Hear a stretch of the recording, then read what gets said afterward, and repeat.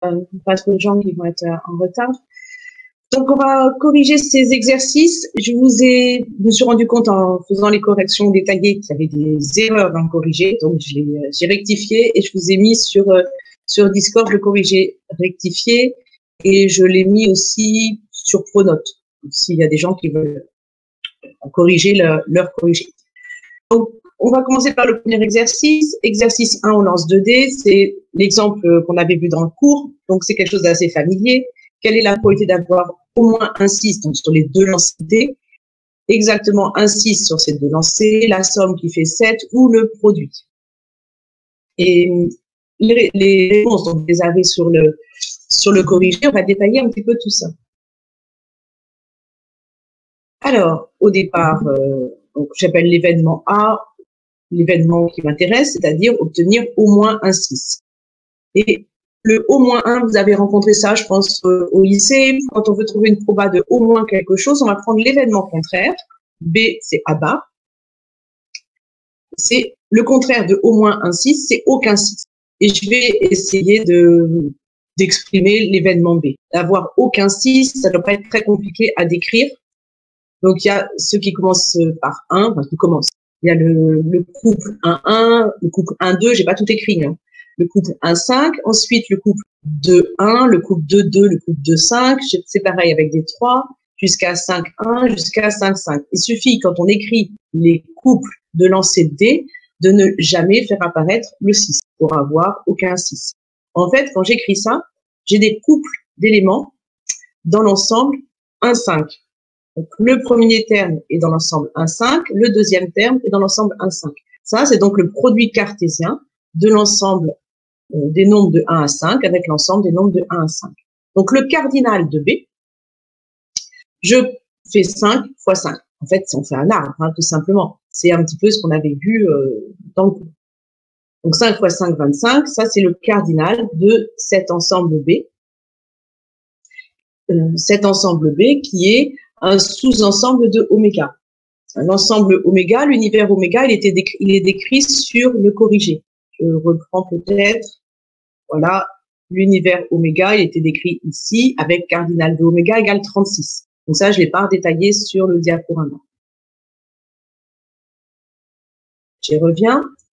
Alors, B, c'est donc un sous-ensemble de oméga, de cardinal 25. Donc, quand je veux calculer la probabilité de B, cardinal de B sur cardinal de oméga, on est dans une situation d'équiprobabilité puisque le D n'est pas truqué.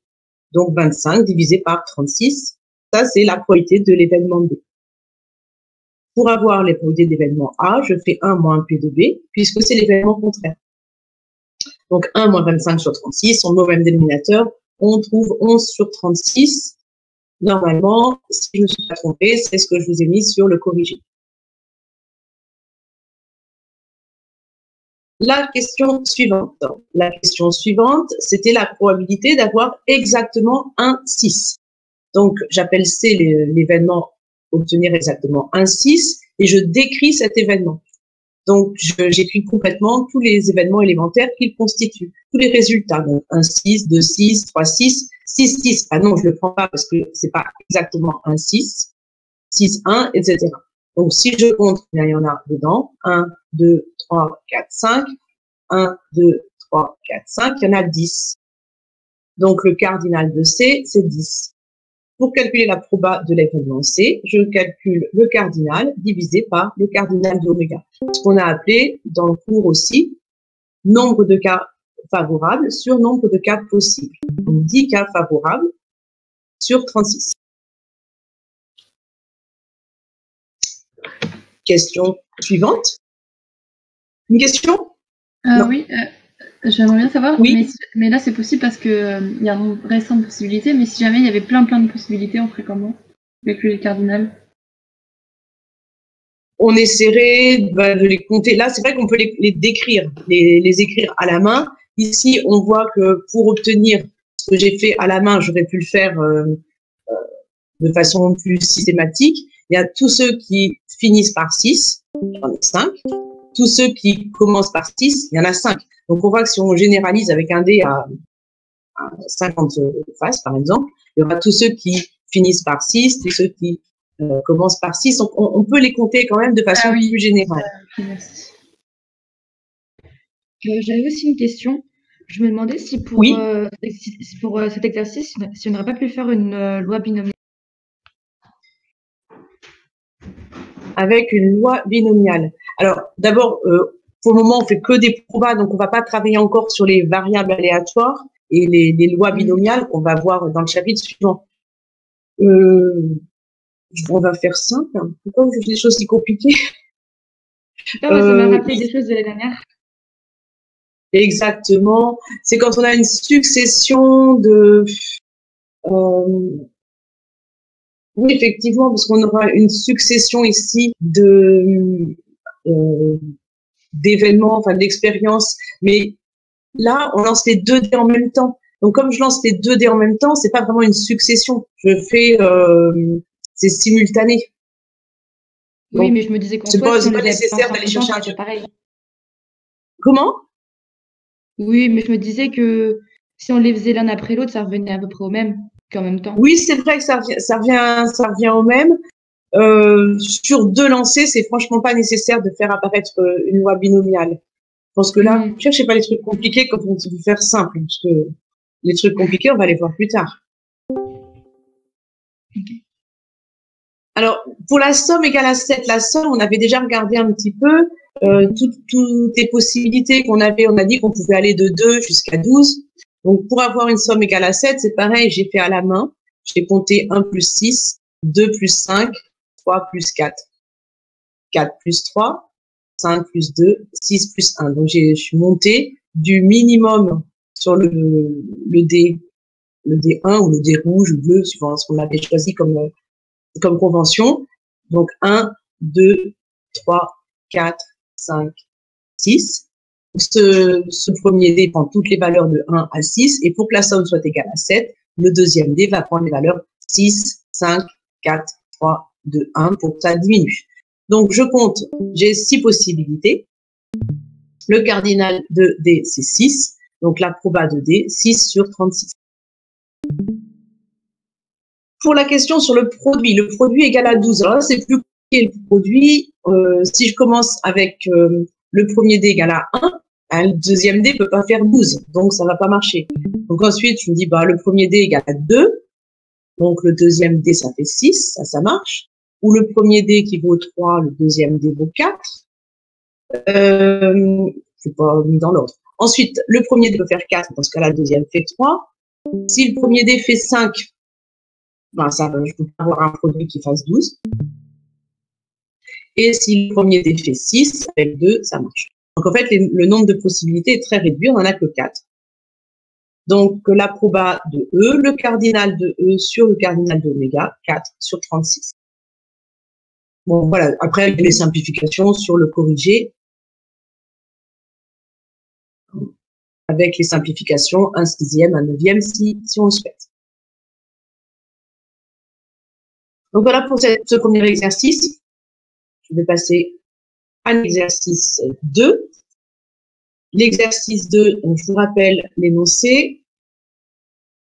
Une urne contient 4 boules blanches, 3 boules noires, 2 boules rouges, et on en prend simultanément 3 boules. On peut dire aussi qu'on les prend une par une. Si on veut, l'essentiel, c'est de ne pas les remettre. Quand on dit simultanément, ça veut dire que les tirages se font sans remise. Et la première question, déjà, combien il y a de tirages possibles?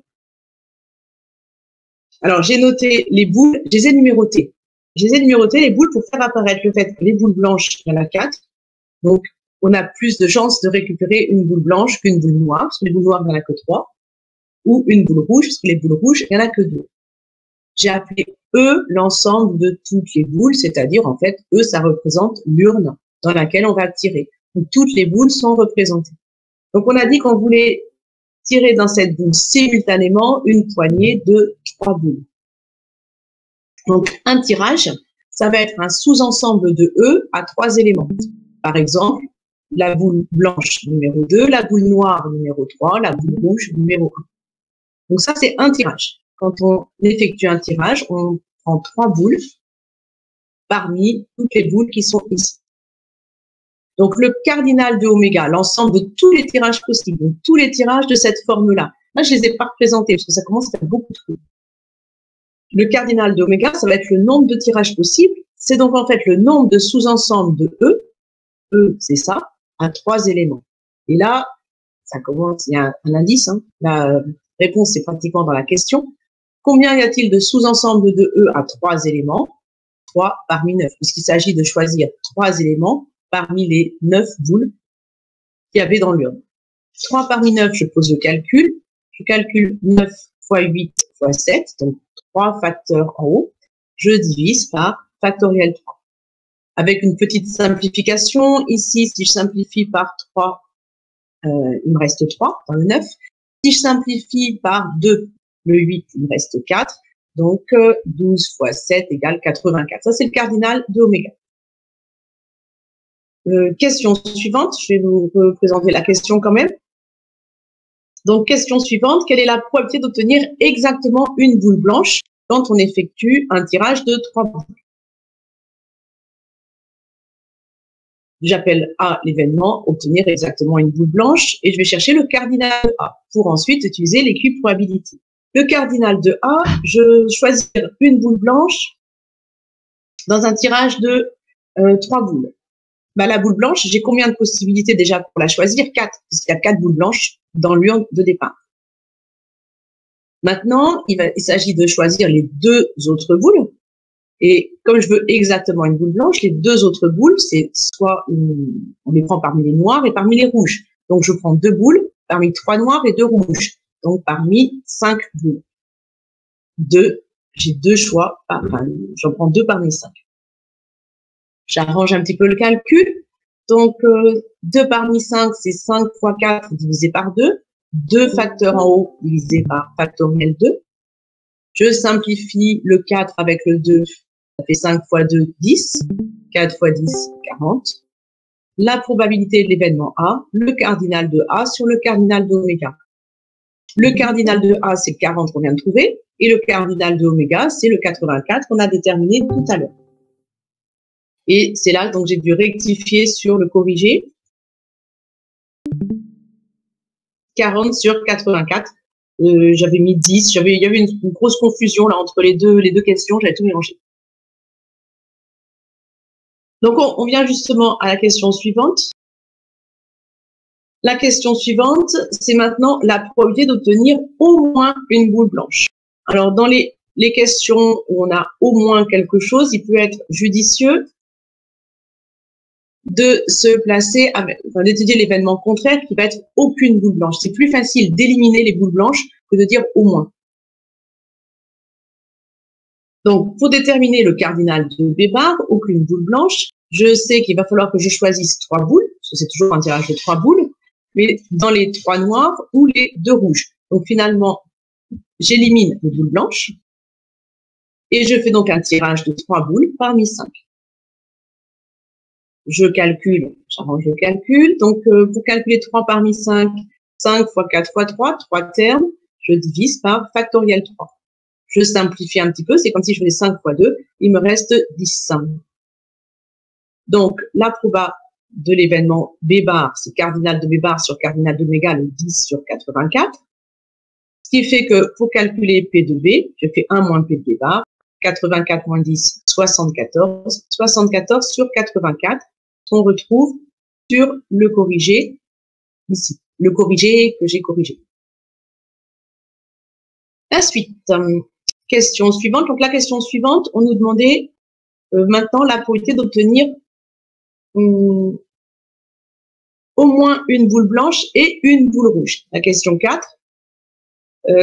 Donc, je vais décomposer un petit peu ce travail. Je l'ai mis déjà sur la feuille de corrigé. J'ai décomposé l'événement au moins une boule blanche et une boule rouge en disant que c'est l'événement C1 ou C2 ou C3 et j'ai essayé de décomposer ça avec une réunion d'événements 2 à 2 joints pour pouvoir calculer la somme des probas. Sinon, on a les intersections qui apparaissent et pour les enlever, c'est pénible. Donc, l'événement C1, c'est une boule rouge, une boule blanche et la troisième est noire. L'événement C2, une rouge, une blanche et la troisième est rouge. L'événement C3, une rouge, une blanche et la troisième est blanche. Il n'y a pas d'autre possibilité. Je reviens au détail. Alors, donc mon événement C, je l'ai décomposé. Une rouge, une blanche et autre chose. Une rouge, une blanche, autre chose. Une rouge, une blanche, autre chose. Je vais calculer maintenant les probas des trois événements, puisque la proba de C, c'est la somme des trois probas, puisqu'il s'agit d'événements disjoints. Donc, vous voyez, j'applique là uniquement le cours qu'on a vu, les probabilités dans le cas général, et puis le cas de l'équiprobabilité. Mais je m'appuie sur rien d'autre. Je vais pas trop loin vers le futur. Je vais pour le moment calculer la proba de C1 en calculant le cardinal de C1 et en divisant par le cardinal de oméga. Donc, C1, c'est ça. Il y a une boule rouge à choisir, une boule blanche et une boule noire. Pour choisir la boule rouge, j'ai deux possibilités, il y a deux boules rouges. Pour choisir la boule blanche, j'ai 4 possibilités. Et pour choisir la noire, 3 possibilités. 2 fois 4 fois 3, 24. Donc la proba de C1, c'est 24 sur 84. Je vais maintenant m'intéresser à l'événement C2. Je vais chercher le cardinal de C2, donc une rouge, une blanche et encore une rouge. Donc en fait, il y a deux rouges à choisir. Et ces deux rouges, c'est indifférent l'ordre dans lequel je vais les écrire. Donc je vais prendre globalement deux rouges. Ces deux rouges parmi toutes les rouges qu'on a dans l'urne, il y en a deux. Ah ben deux rouges parmi deux, ça va être vite calculé. Ensuite, il me reste une blanche à choisir. Et cette blanche, je la choisis parmi 4. Donc, j'ai 4 choix possibles. Et c'est terminé. Donc, ça fait 1, une fois 4, 4. Donc, la probabilité de C2, 4 sur 84. Je note ces deux résultats. Et je passe maintenant au calcul de la proba de C3. C3, donc c'est une rouge et deux blanches. Je vais choisir déjà les deux blanches, donc 2 parmi 4, puisqu'on a 4 blanches dans l'urne. Et je vais ensuite choisir la rouge. Il y a combien de possibilités pour choisir la rouge? Il y en a 2, puisqu'il y a 2 boules rouges. Je simplifie le calcul. 2 parmi 4, c'est 4 fois 3, 2 facteurs en haut, divisé par factoriel 2. Si je simplifie, ça me fait 6. Je multiplie par 2, 6 fois 2, 12. Donc P de C3, c'est 12 sur 84. On va retrouver dans le corrigé. Ah, j'ai simplifié un petit peu, j'avais mis sur 42, je sais pas pourquoi. Donc le 24 sur 84, on le retrouve. Le 4 sur 84 et le 12 sur 84. Et après simplification, 10 sur 21. Donc voilà pour ce deuxième exercice. On va passer à l'exercice 3 avec des tiercés et des chevaux. Alors, pour le coup, j'ai vu quelqu'un qui m'avait proposé pour l'exercice 2 de dessiner des arbres. C'était pas judicieux pour l'exercice 2 parce qu'on piochait simultanément les 3 boules. Alors, pour autant, dans l'exercice 3, là, on a 10 chevaux qui arrivent les uns derrière les autres à la fin de la course. Donc, on va pouvoir avoir une représentation pour l'exercice 3 sous forme d'arbre. Donc, on a 10 chevaux qui sont au départ de la course. Le tiercé gagnant, ça va être, par exemple, 7, 3, 2. Et dans le désordre, ça veut dire tout ce qu'on peut brasser en écrivant 7, 3, 2. Par exemple, le tiercé, si j'écris 3, 7, 2, ça, ce sera aussi un tiercé gagnant, mais dans le désordre cette fois-ci.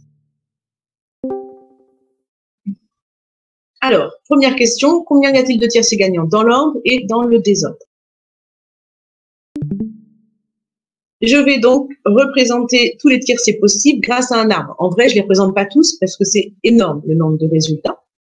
J'ai ici représenté les possibilités pour l'arrivée, pour le premier cheval, celui qui va être vraiment le gagnant, médaille d'or. Donc, 10 possibilités, ça peut être le 1, le 2, jusqu'au 10. Et ensuite, en fonction de celui qui est arrivé en premier, je vais regarder les possibilités pour le cheval qui arrive en deuxième. Si c'est le 1 qui est arrivé en premier, il ne peut pas arriver en deuxième position non plus. Donc, en deuxième position, j'aurai soit le 2, le numéro 3 ou le numéro 10. Et puis, ainsi de suite. Si c'est le cheval numéro 10 qui arrive en premier, en numéro 2, en deuxième position, je peux avoir le 1, le 2, le 3 jusqu'au 9. Maintenant, je vais regarder quelle est l'arrivée lors de l'arrivée de la course, le troisième cheval. Si j'ai déjà eu le 1 et le 2, forcément, je peux pas les avoir en troisième position. Donc, en troisième position, j'aurai soit le 3, le 4, 5, 6, 7, 8, 9, 10.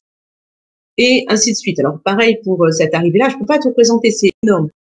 Donc, si j'ai eu le 1 et le 10, je peux avoir en troisième position éventuellement le 2, le 3, tout ce que je veux, sauf le 1 et le 10. Et je continue cette représentation, donc c'est un peu fictif puisque je ne représente pas tout, je mets des petits pointillés. Je regarde ce qui se passe à la fin de mon arbre. Quand on a eu le 10 en première place et le 1 en deuxième place, je peux avoir le 2, le 3, tout ce que je veux jusqu'au 9 pour la troisième place.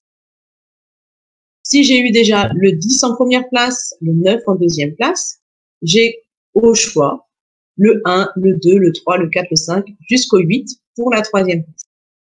Je vais essayer de réécrire les tiercés sous la forme de triplés comme c'était proposé dans l'énoncé. Donc, quand j'ai 1, 2, 3, le tiercé s'écrit 1, 2, 3. La ligne suivante, c'est 1, 2, 4. Et ainsi de suite. Donc, la question, c'est combien je peux en écrire ici. Ça, c'est tous les tiercés possibles ordonnés. Donc, les tiercés dans l'autre. On voit bien qu'il y en a qui réapparaissent plusieurs fois, les mêmes chevaux. Par exemple, 1, 10, 9, je le retrouve ici. 10, 1, 9. C'est les mêmes chevaux à l'arrivée, mais c'est pas le même tiercé. Si vous pariez, vous n'aurez pas la même somme si vous avez parié ce tiercé-là ou celui-ci. Alors, les tiercés ordonnés, il y en a combien? Pour choisir le premier cheval, celui qui arrive en premier, j'ai 10 choix. Et quand je veux choisir le deuxième cheval, à chaque fois, dans mon arbre, j'ai plus que 9 branches à placer, puisque le premier cheval, il est déjà choisi. Donc, il est déjà arrivé. Donc, il n'y a plus que 9 choix pour l'arrivée pour la deuxième place.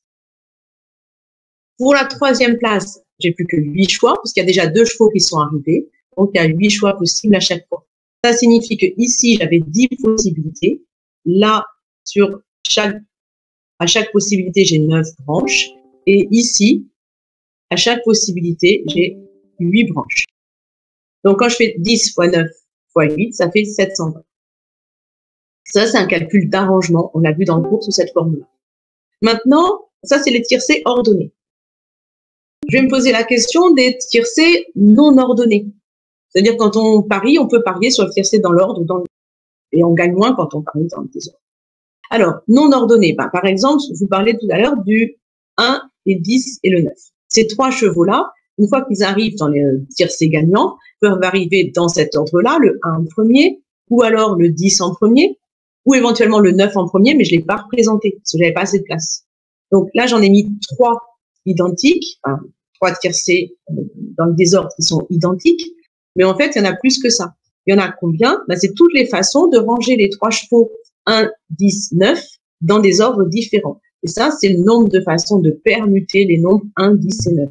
Et ça, il y en a factoriel 3, c'est-à-dire 6 façons.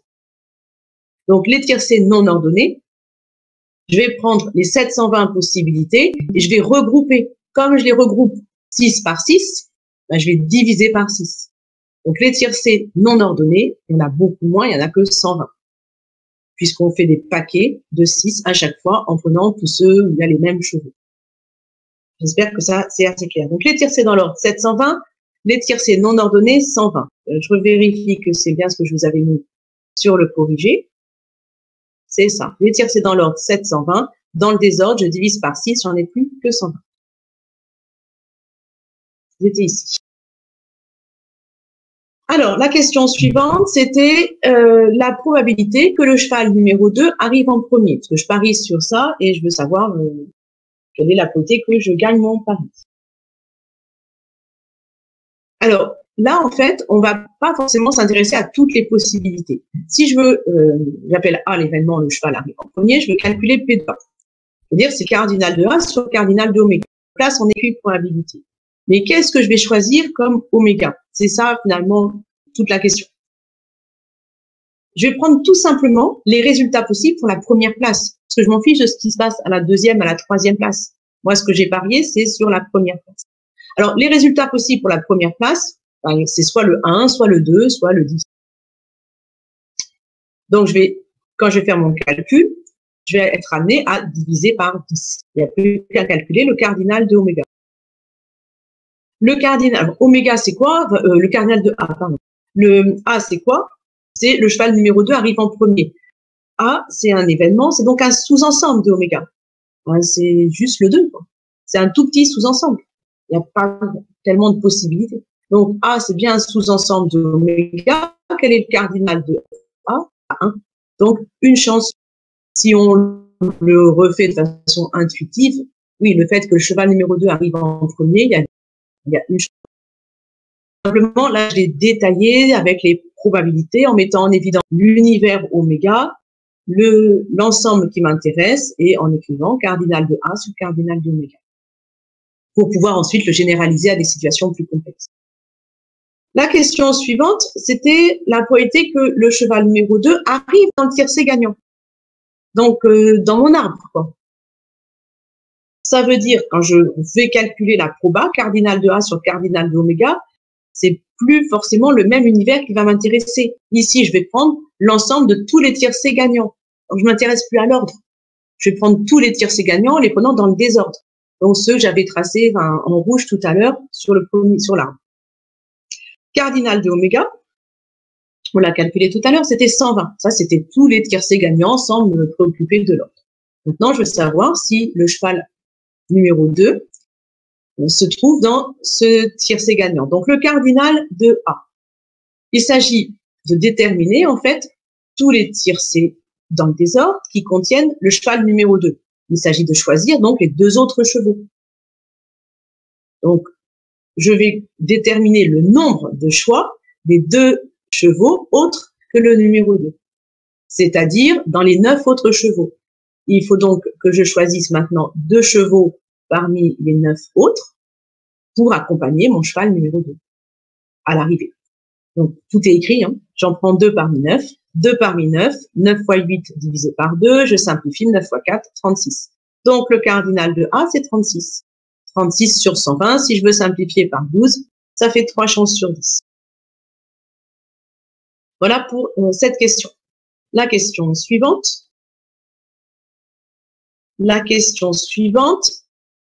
C'est, je parie sur un tiercé gagnant de 5-7.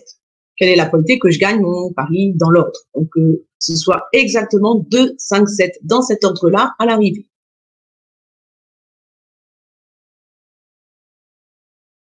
Je pose les événements. A, l'événement, le tiercé gagnant est de 5-7. Cardinal de A sur cardinal de oméga. Ce qu'il faut bien préciser, c'est avec quel univers je vais travailler. Alors, cette fois-ci, je vais m'intéresser au tiercé gagnant dans l'ordre, puisque je veux exactement dans cet ordre-là. Donc, si oméga, c'est l'ensemble des tiercés gagnants dans l'ordre, le cardinal de oméga, c'était 720. Donc, c'est très important à chaque fois, quand on calcule une proba, c'est de définir sur quel univers on va travailler. Maintenant, pour calculer le cardinal de A, donc c'est le nom parmi les 720 tiercés gagnants qui sont là, ceux qui correspondaient à mon arbre, que j'avais pas dessiné entièrement parce que c'était énorme. Combien de fois ce tiercé 2, 5, 7 va-t-il apparaître? Dans cet ordre-là, exactement. Ben, pas beaucoup de fois. Une seule fois. Parce qu'il n'y a qu'une seule façon d'obtenir 2, 5, 7. Donc, finalement, le cardinal de A, c'est 1, une chance sur 720. Donc, pour avoir le tiercé gagnant, quand on parie dans l'ordre, on a une chance sur 720 de gagner.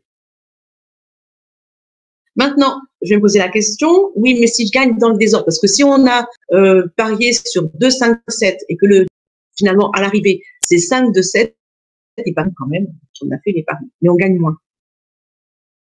Ben, je l'ai pas mis. Je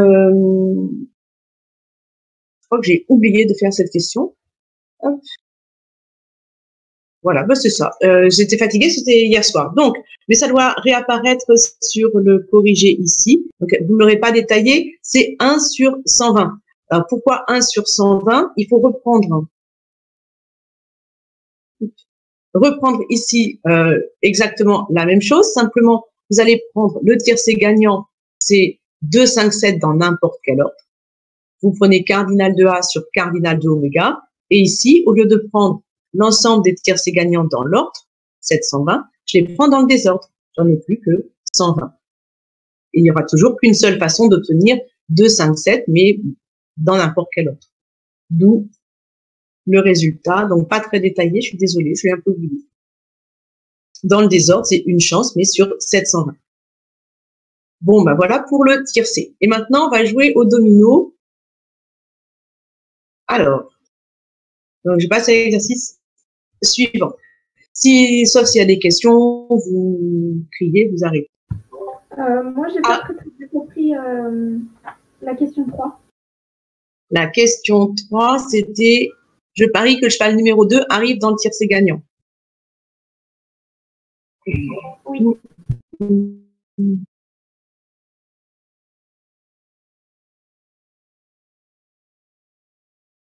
Donc, celle-ci, je rembobine.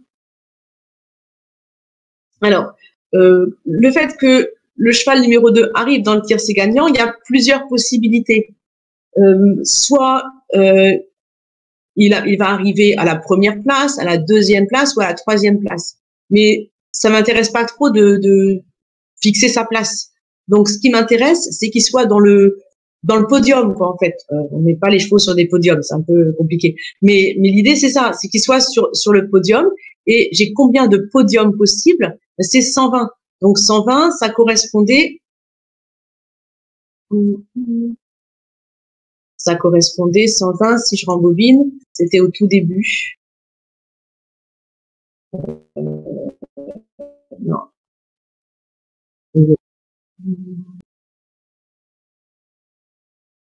Non.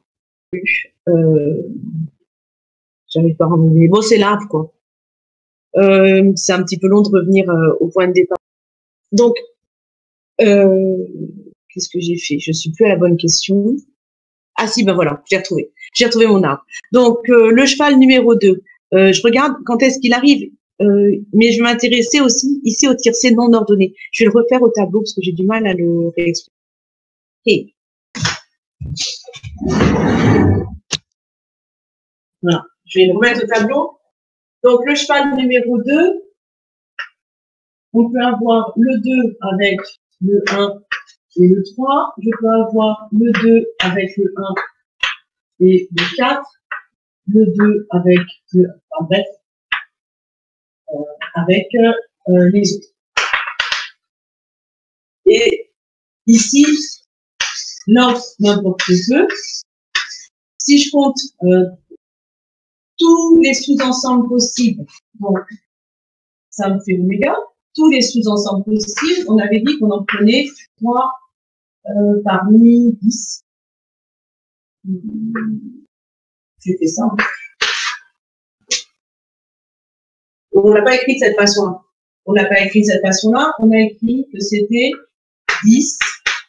J'avais fait l'arbre, fois 9, fois 8, mais c'était 3 par 10, divisé par 6. Donc, le fameux 720 divisé par 6 qui est égal à 120. Ça, c'est oméga.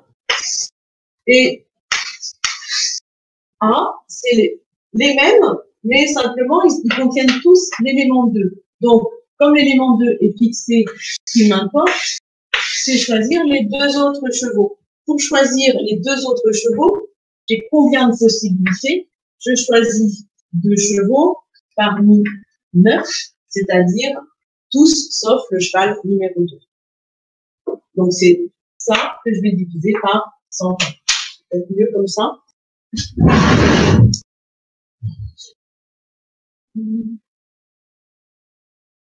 Je reviens.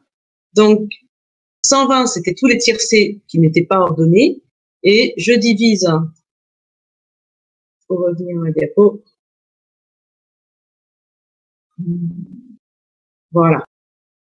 Je divise par 120 et je compte combien il y a de tiercés, donc de podiums qui contiennent le cheval numéro 2. Il s'agit donc de choisir 2 chevaux parmi 9, ce que je vous ai mis au tableau. 2 parmi 9, 36. Voilà, j'espère que ça va mieux pour ça. Oui. C'est toujours un petit peu des casse-têtes, hein, ces histoires de dénombrement. Surtout quand il y a des nombres, quand il y a des n, ça va mieux. Enfin, moi, je trouve. On est prêt pour l'exercice 4. L'exercice 4, c'est le jeu des dominos. Voilà. Donc, un jeu de dominos, vous visualisez ce que c'est qu'un domino. On a deux chiffres entre 0 et 6. Il peut y avoir des doubles, éventuellement identiques. On peut avoir le double 0, le double 1, le double 6. Et ensuite, les dominos ont chaque possibilité représentée une seule fois. Donc, la première question, combien y a-t-il de dominos dans le jeu? Alors, je suppose que vous avez fait des dessins avec tous les dominos possibles. Comme c'est juste un tout petit peu trop long pour le faire vraiment, mais si ça vous amuse, vous pouvez. Donc, ce que je vais faire, je vais compter déjà les dominos doubles et les dominos non doubles. Les dominos doubles, comme il y a le double 0, le double 1 jusqu'au double 6, ça me fait, attention, 7 possibilités. Les dominos non doubles. Les dominos non doubles, ils sont formés d'une paire de deux nombres distincts entre 0 et 6. Il s'agit donc, pour définir un domino non double, de choisir deux chiffres parmi 7.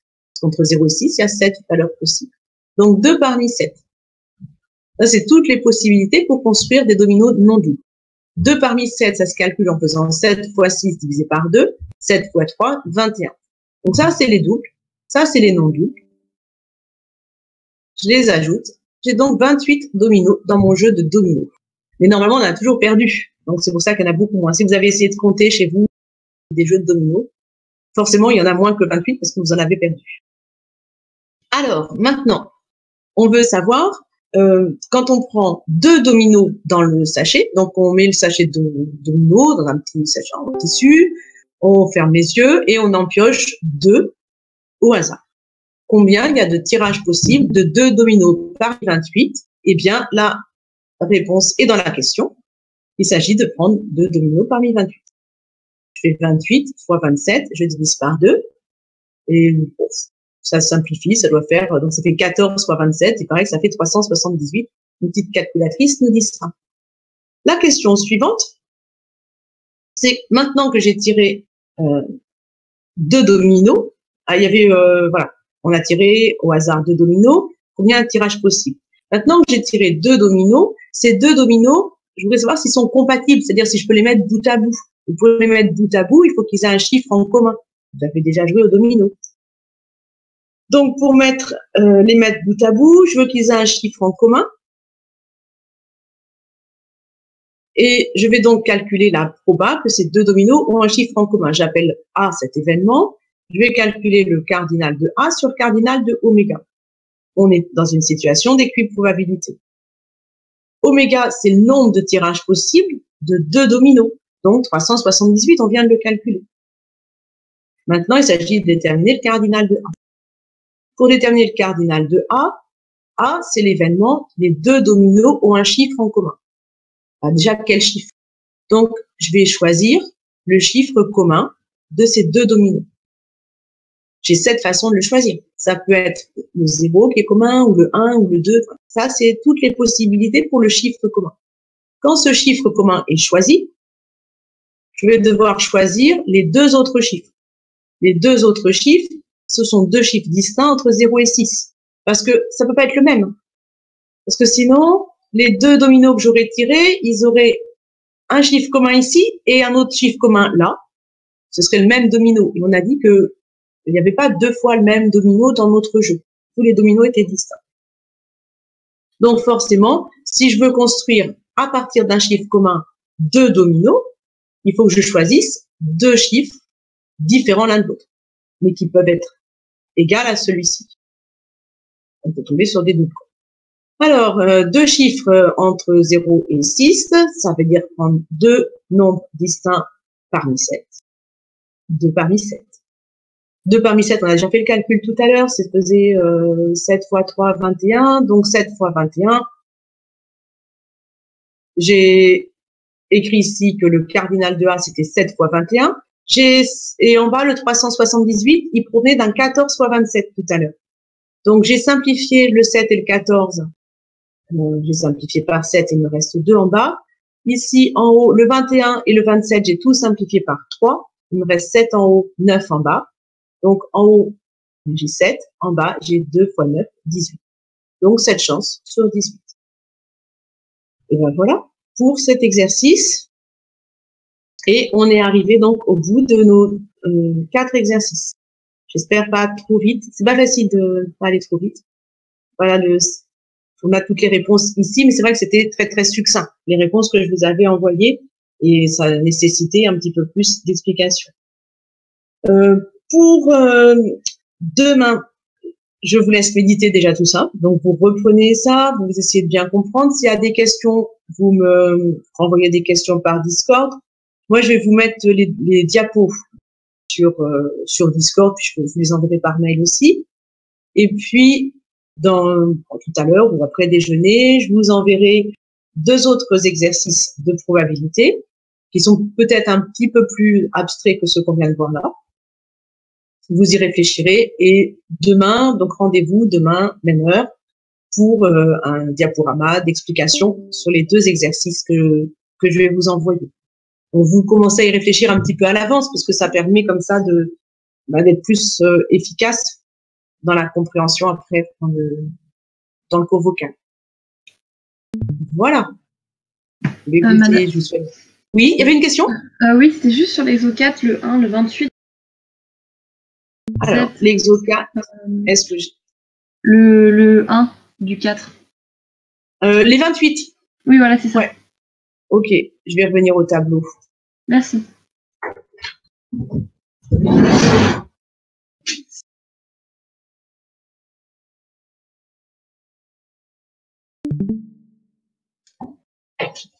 Alors, un domino. Il y a donc on a vu 2 sortes de dominos. Ceux qui peuvent être doubles. Alors, les doubles. Ah non, c'est fait dans le sens. Les doubles. Donc, je vais écrire comme ça parce que sinon j'y arrive pas. Les doubles, ben ici c'est 2 fois le même chiffre. Donc ça peut être 0, 0, 1, 1, 2, 2. Ça c'est facile. Jusqu'à 6, 6. Donc on a clairement cette possibilité. Voilà. Les non doubles, c'est plus compliqué parce que si j'ai par exemple ça,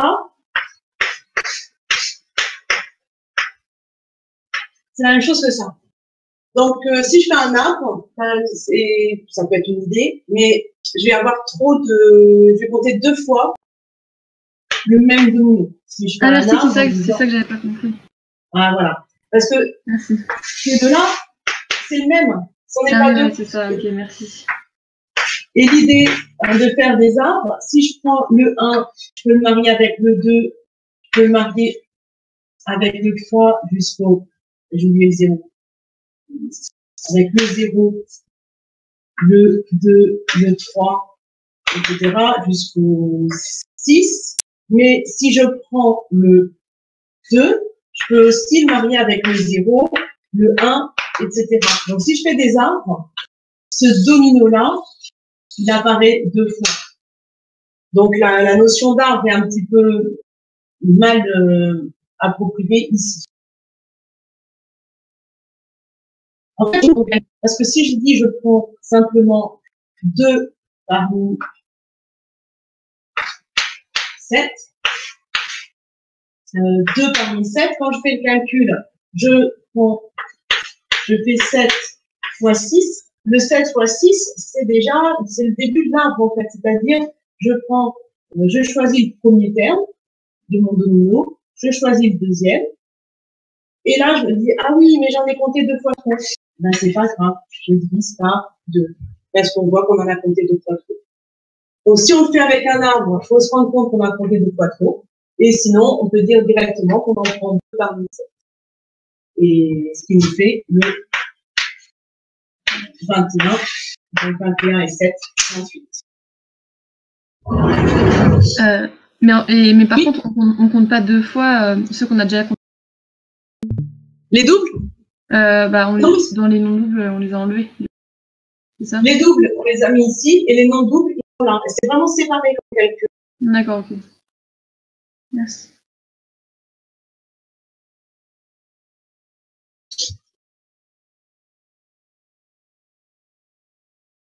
Voilà, ben, je vous envoie tout ça.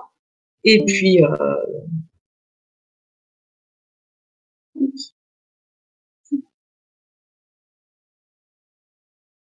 bon appétit à tous.